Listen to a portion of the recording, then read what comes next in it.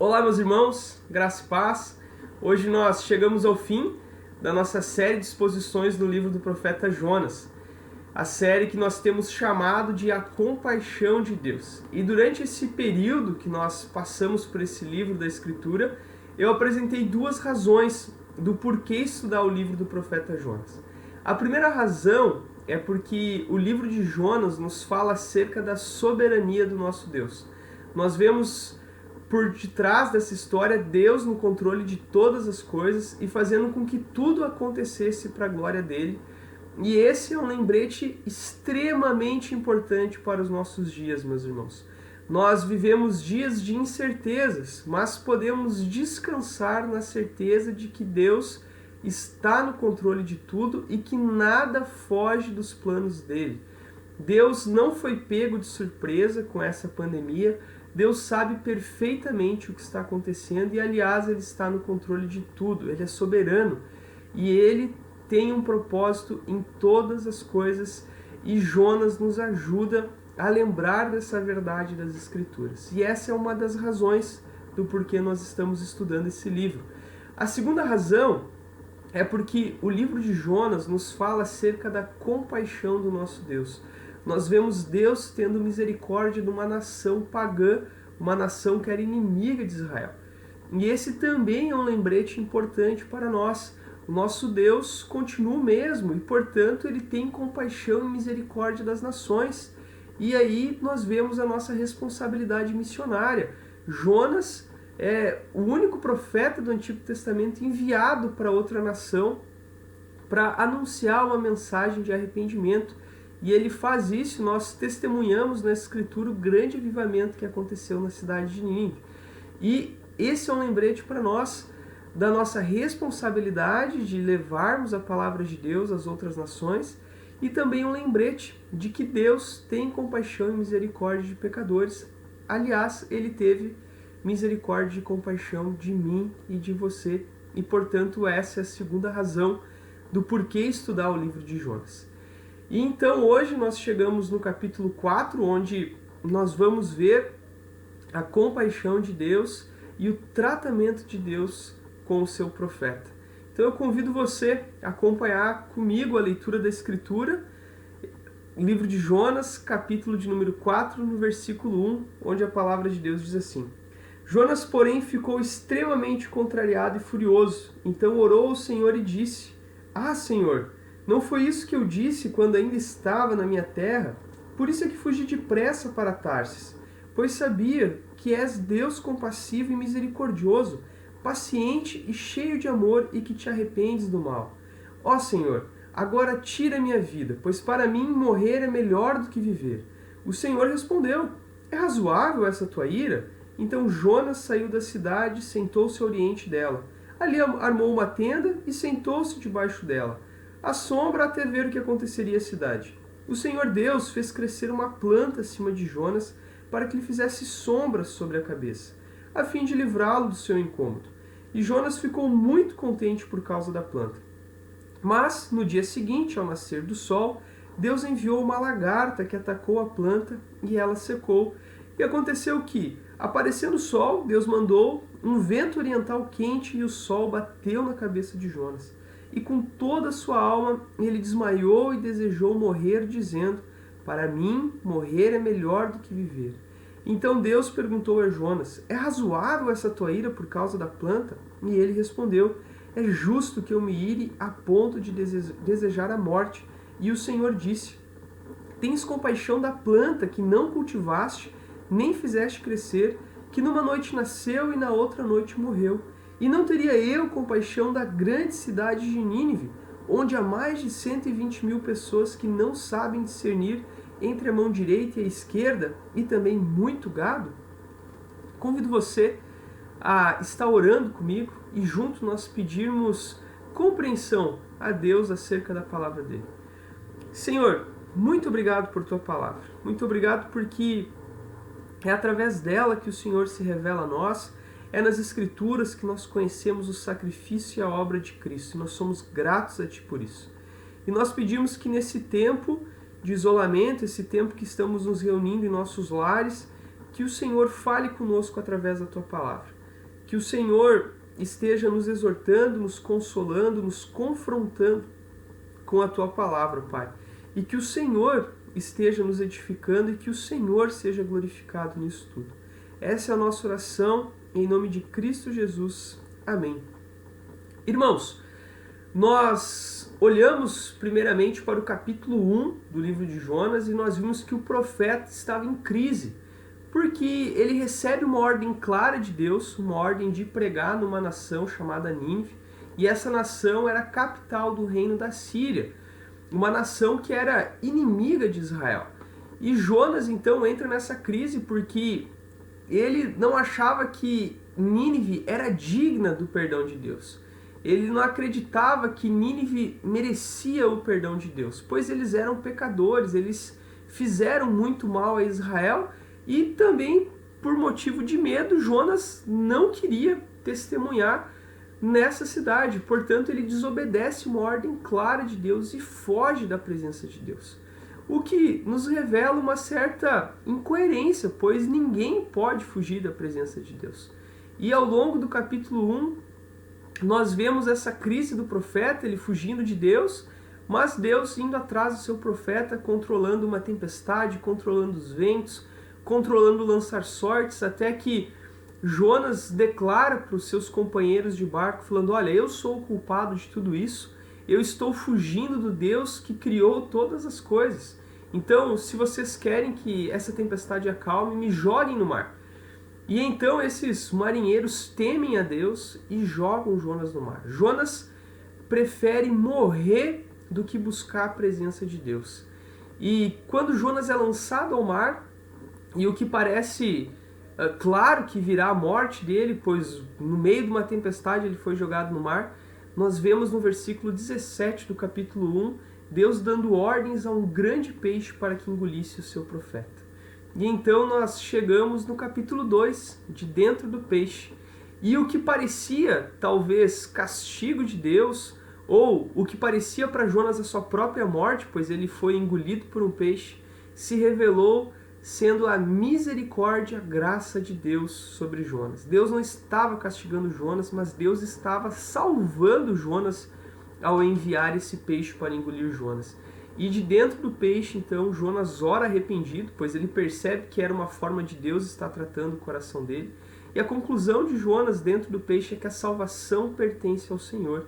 E Jonas parece começar a entender que não é ele que deve decidir a quem Deus deve dar compaixão e quem Deus deve ter misericórdia, porque a salvação pertence ao Senhor e Deus tem compaixão e misericórdia de quem Ele quiser ter. E então Deus dá ordens a esse peixe vomita Jonas. E então nós chegamos no capítulo 3, o capítulo do avivamento, e nós vemos que Jonas recebe uma segunda chance de Deus. Deus dá novamente a ordem de Jonas ir a Nínive, e Jonas vai dessa vez, obedece a Deus, e diz que Jonas começa a percorrer Nínive pelo caminho de um dia, declarando: Nínive será destruída daqui 40 dias. E a pregação de Jonas causou um temor enorme naquela cidade, a ponto de o próprio rei decretar um jejum nacional.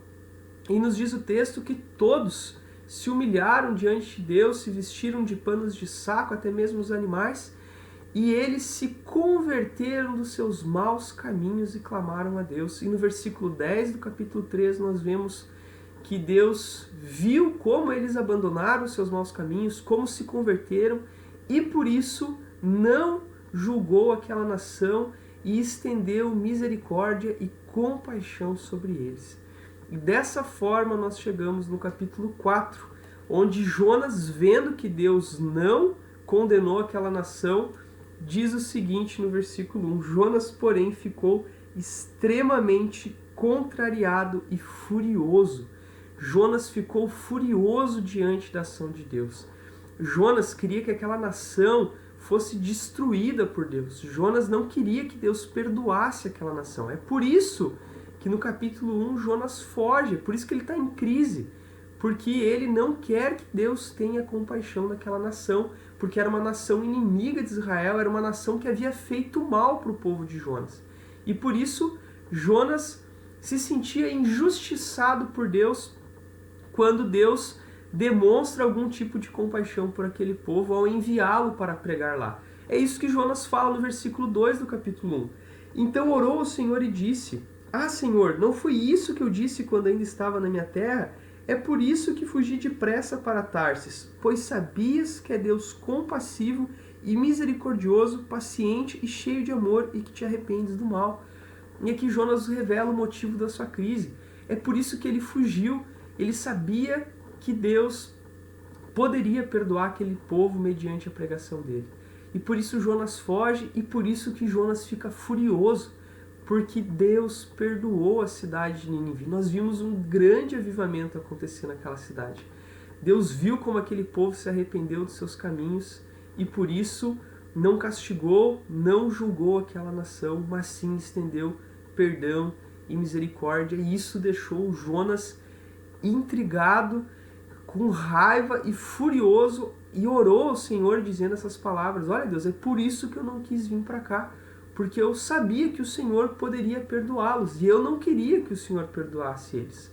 Jonas se sentiu injustiçado, e por isso Jonas deseja morrer. Ele diz isso no versículo 3: Ó Senhor, agora tira minha vida, pois para mim morrer é melhor do que viver.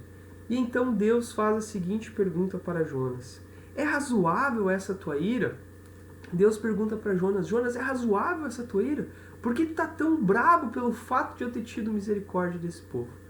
O texto não nos mostra uma resposta de Jonas. Só nos diz que Jonas então se afasta da cidade a fim de observá-la de longe. Não sei, parece que Jonas ainda tem uma esperança que Deus vai mandar fogo do céu para destruir aquela cidade. E Jonas então se afasta para observar, talvez ele acreditasse que Deus fosse mudar de ideia. E nos diz o texto que Jonas constrói uma tenda muito simples, porque o sol continua batendo em sua cabeça.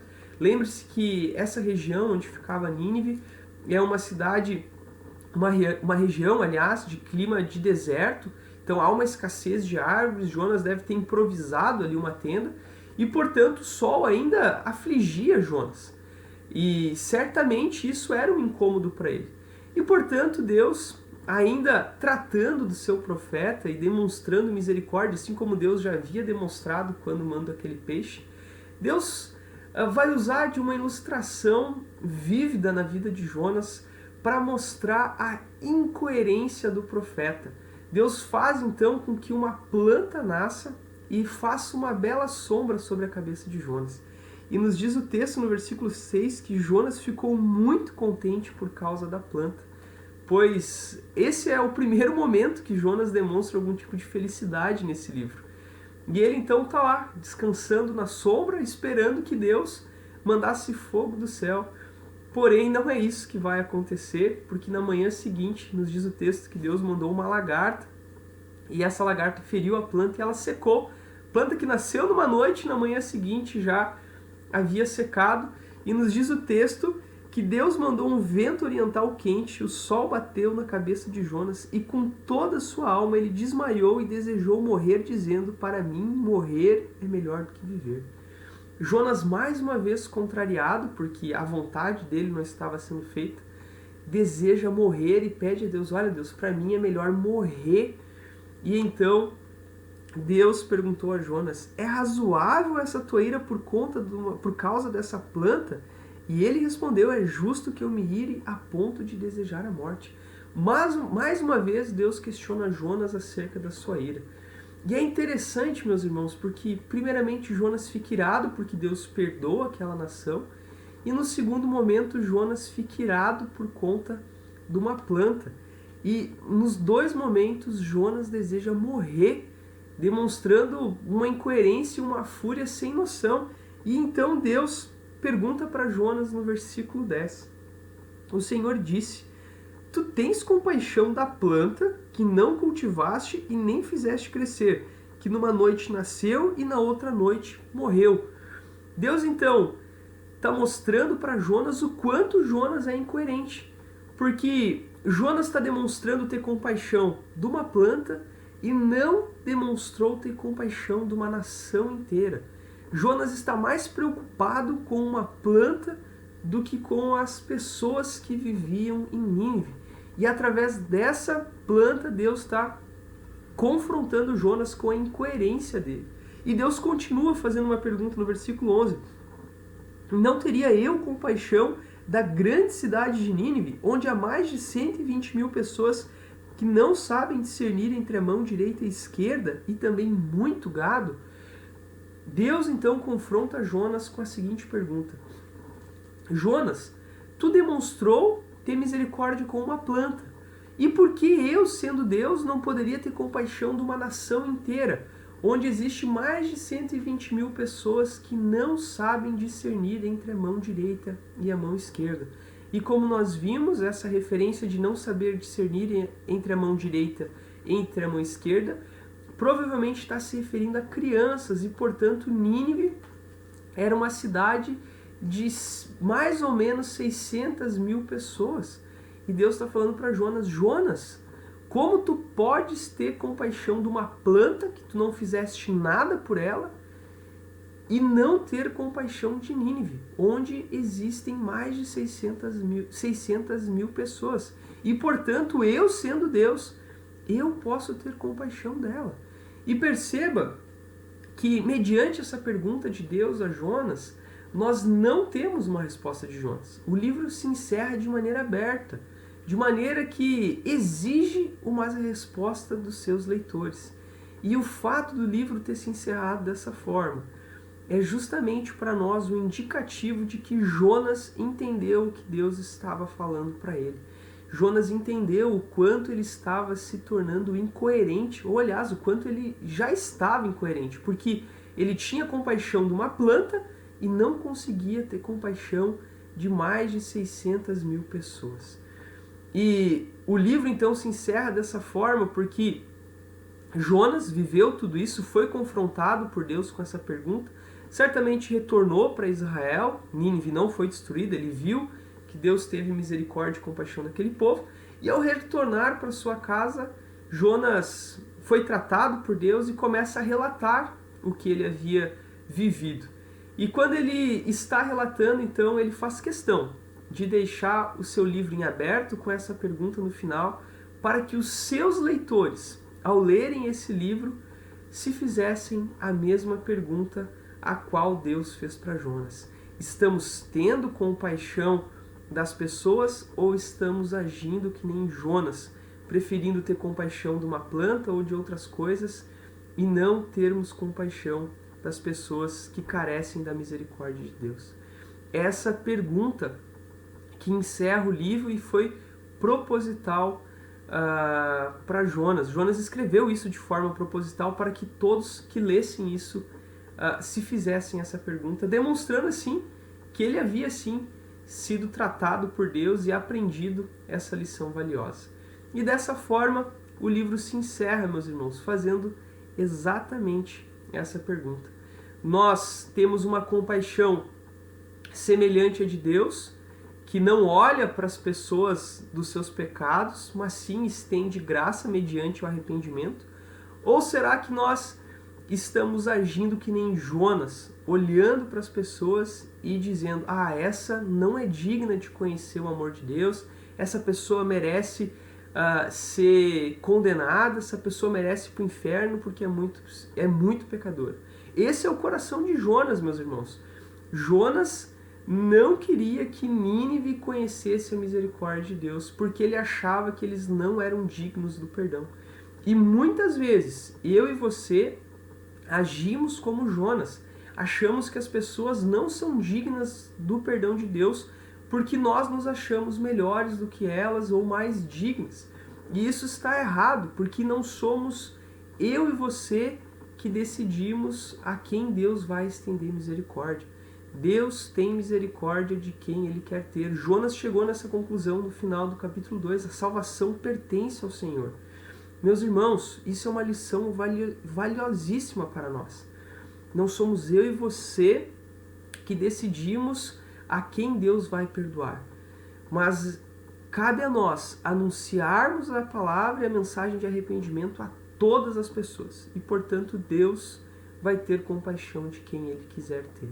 É isso que o livro de Jonas nos ensina E é essa pergunta que eu e você devemos nos fazer nesse momento.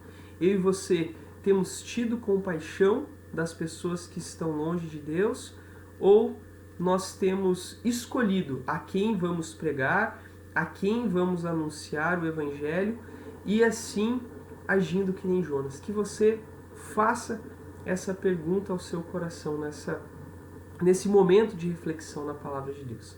Feito isso, mostrando o encerramento do livro e dessa série, eu quero fazer duas aplicações, meus irmãos.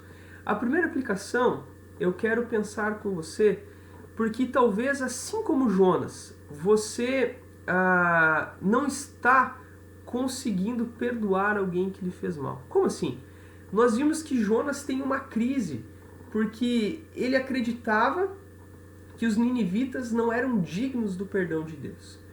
E talvez você se encontre numa situação muito parecida com a de Jonas. Talvez algumas pessoas lhe machucaram, lhe falaram coisas que você não gostou, lhe ofenderam. Talvez algumas pessoas lhe traíram, fizeram um mal para você. E talvez assim como Jonas, você quer que Deus castigue essas pessoas, você quer que Deus condene essas pessoas. E o convite que a Escritura te faz, mediante a história de Jonas, mediante essa exposição desse livro que nós chamamos da compaixão de Deus, é que você é chamado a perdoar essas pessoas. Você é chamado a ter compaixão delas, porque você é tão pecador quanto elas, e não é você que decide a quem você deve perdoar ou não. A Escritura é clara em dizer que nós devemos perdoar os nossos inimigos, devemos perdoar aqueles que nos fizeram mal, e o justo juiz irá julgá-las. Não cabe a nós julgar as pessoas. E talvez assim como Jonas, você tenha tido dificuldade de perdoar pessoas que lhe fizeram mal. Talvez você está irado diante de Deus porque essa pessoa que lhe fez mal, você tem visto Deus abençoar ela e você se sente injustiçado. Ó Deus, por que ela e não eu? Meu irmão, não viva dessa forma.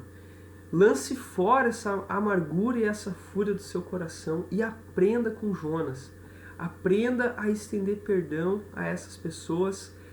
Tenha misericórdia e compaixão, porque você é tão pecador quanto elas. E esse é o convite de Jonas a você nesse momento em que você está com a Escritura aberta. É um convite da palavra de Deus para que você aprenda com Jonas a perdoar aquelas pessoas que lhe fizeram mal. Não cabe a você a escolher se elas são dignas do perdão de Deus ou não, porque é Deus quem decide isso. Mas você deve perdoar essas pessoas que lhe fizeram mal. A segunda razão do porquê nós estudamos esse livro é justamente a compaixão de Deus, e nós devemos ser confrontados com isso. Porque muitas vezes eu e você não temos compaixão das pessoas. Nós temos a tendência de querer que as pessoas sofram, que elas paguem pelos seus pecados, mas não é isso que a palavra de Deus nos ensina. Nós devemos ter compaixão delas, assim como Deus teve compaixão de nós. E, portanto, esse é o convite que a Escritura te faz nessa primeira aplicação. Esteja disposto a perdoar quem lhe fez mal, porque não cabe a você a julgar essas pessoas. Então, que você se sinta desafiado diante da palavra de Deus. A segunda aplicação que eu quero fazer através da exposição do livro de Jonas é que nós estamos vivendo um tempo diferente e um tempo onde muitas coisas estão acontecendo e certamente Deus está mais uma vez mostrando o seu poder e o seu controle sobre a humanidade. O coronavírus não está distante de Deus, Deus sabe exatamente o que ele está fazendo e, portanto, talvez Deus esteja lhe dando uma segunda chance diante disso tudo. Talvez, diante desse isolamento e dessa crise que nós estamos vivendo, Deus está lhe dando uma chance de meditar a respeito de como você tem vivido, e talvez Deus esteja lhe dando uma segunda chance.